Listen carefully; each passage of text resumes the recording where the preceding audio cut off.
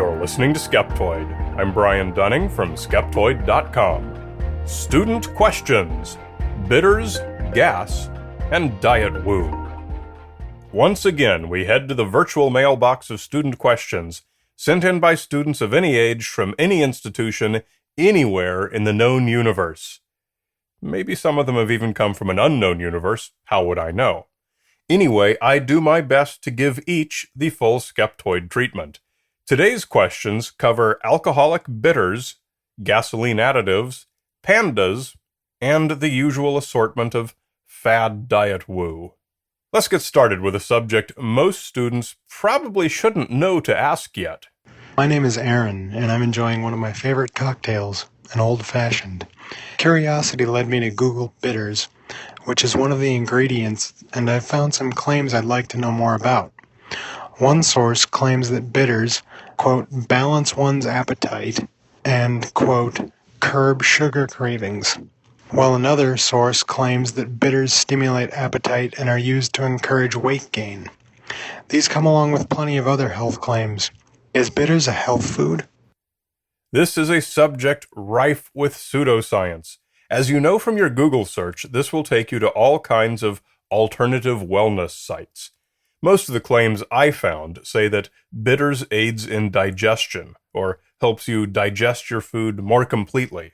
I found a grand total of 0 scholarly articles discussing research on this. In my experience, a lack of published research usually means that a claim is particularly vague, too vague to test, or simply not supported by any consistent observations. Bitters is made similar to absinthe, discussed in detail in episode 515, a preparation of water and alcohol in which some collection of botanicals has been steeped. Its history is also very similar. It was originally sold as a patent medicine in all its many varieties. Just about any botanical you can think of can be added to bitters, and has been at some point, and some salesman has probably sold it as a cure for anything you care to name. At its height in the late 1800s, bitters was widely consumed, nominally for its medical value, but actually for recreation. Also, like absinthe, alcoholic bitters was banned in Prohibition, which only added to its legend. We now know that there are no real medical benefits to any of these drinks, only the lasting belief that they harbored some sort of secret herbal cure-all. In short, no, bitters is not a health food. Hi, my name is Andrew from Oregon, and I'd like to know what you think about gasoline additives, such as fuel injector cleaners or synthetic additives that gasoline companies advertise that they put in their gasoline to make your car run better or remove buildup from the inside of your engine. Thanks a lot. In the United States, most gasoline companies participate in a voluntary standard system established by automobile manufacturers in 2004 called Top Tier, which requires their fuel meet rigorous standards for controlling deposits in the fuel system, much tougher than the minimum standards established in 1996 by the Environmental Protection Agency. Deposits in the fuel system reduce efficiency, causing your engine to make less power and produce more emissions. AAA, the American Automobile Association, recently published the results of a major research project in which they compared the results of using top-tier and non-top-tier fuel. They found the difference was remarkable, much greater than they expected. Non-top-tier fuel created 19 times as much deposits than did the good stuff. The cleaners that you can buy separately as an additive should work just as well. However, they're not price competitive with simply buying top-tier gas. Adding such a product to gas that's already top-tier usually does not add any benefit, and may actually reduce performance. How do you know if your favorite gas station sells top-tier gas? Well, if it's a major brand, it probably does, but you can check for sure at toptiergas.com. Use top-tier gas, use the right octane grade specified by your car's manufacturer, neither higher nor lower, and you're treating your engine as well as you can. Hi Brian, my name is Kale and I live in the state of Oregon. I recently heard about something called the Shangri-La diet, wherein a person consumes a few tablespoons of oil a day in order to suppress appetite and to manipulate something called the set point, which is a hypothesized natural homeostasis for the body's weight. What's your take on this weight loss approach? Obviously, you're right to be skeptical of this or any other fad diet. This is another miraculously easy solution to a difficult problem. Continue eating whatever you want, but also sip a small amount of olive oil each day, and your body will automagically want to be skinnier, and the rest takes care of itself. Needless to say, no controlled trials have ever been published on this, no data supports it, and there's no sound theory behind it. It's popular because its non-expert creator wrote a book, which publisher Penguin successfully got showcased on Good Morning America, upon which it shot to the bestseller list. As we see so often, people believe whatever publicists want them to believe. The idea of a set point is undefined and a bit controversial, but reasonable. It's the approximate weight everyone naturally returns to after stopping a diet or recovering from pregnancy, or any other weight change. This does tend to happen, probably due to many complex physiological processes, but there's no sound theory supporting the idea that there is a single set point number that can be easily dialed up or down, and your body will follow suit. That's pure pseudoscience, and it's the core of this claimed magically easy solution. It follows that there's also no theory supporting the idea that drinking olive oil or anything else will turn this dial up or down, and certainly no evidence. Hi Brian, this is Gary. I'm at a university in Singapore. My question is about glycemic index and whether I should be using it for planning my diet. When glycemic index first came out, it made intuitive sense, but I was told that it was controversial because some findings contradicted established science for complex versus simple carbs. Plus, there were also unexplained variations across people for the same food and within the same person at different points in the day.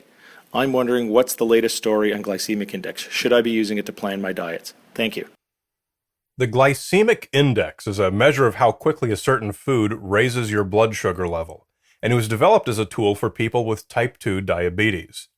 When you have this, your body doesn't use its insulin properly, and so can't manage spikes in blood sugar, which can be very dangerous. The glycemic index is intended to help diabetics avoid foods likely to impact their blood sugar. You're right about its inconsistency.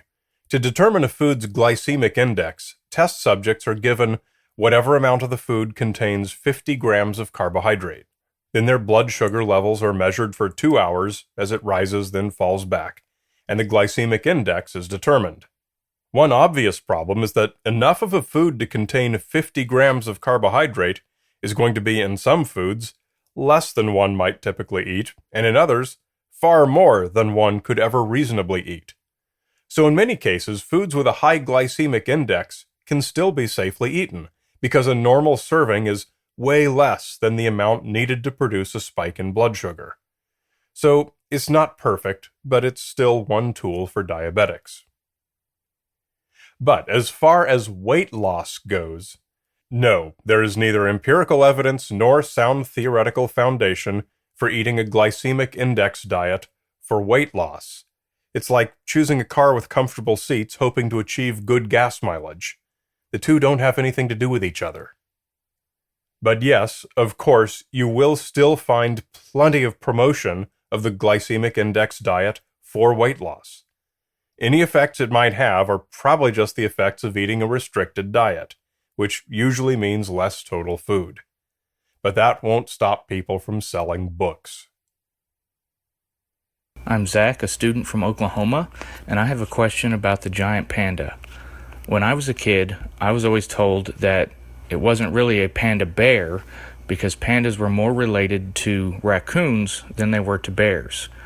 But I have read in more recent books that pandas are related to bears and are not related to raccoons. I've been looking on Google, and I just keep finding conflicting answers. So I was wondering, is there a consensus among biologists about, is the panda more related to the bear or the raccoon? You are correct that for a long time there was debate about how the panda should be classified in the taxonomy. The markings on a panda look like those on raccoons, and many aspects of the behavior and anatomy of pandas differ from bears. So although we always had it classified as a bear, there was always debate. But by the 1980s, genetics had progressed far enough that we were able to prove for a certainty that the panda is indeed a bear. And if you look at today's taxonomy databases, you'll find their classifications correct to our current best knowledge. Pandas, other bears, and raccoons are all part of the Caeniformia suborder, dog-like carnivores, and shared a common ancestor some 40 million years ago. From then on, they split apart, bears into the Ursidae family, and raccoons into the Procyonidae family, which also includes olingos and coatis. One final note, don't be fooled by the red panda, which is not a panda, or a bear, or a raccoon. It actually comes from yet another branch of the Caeniformia suborder.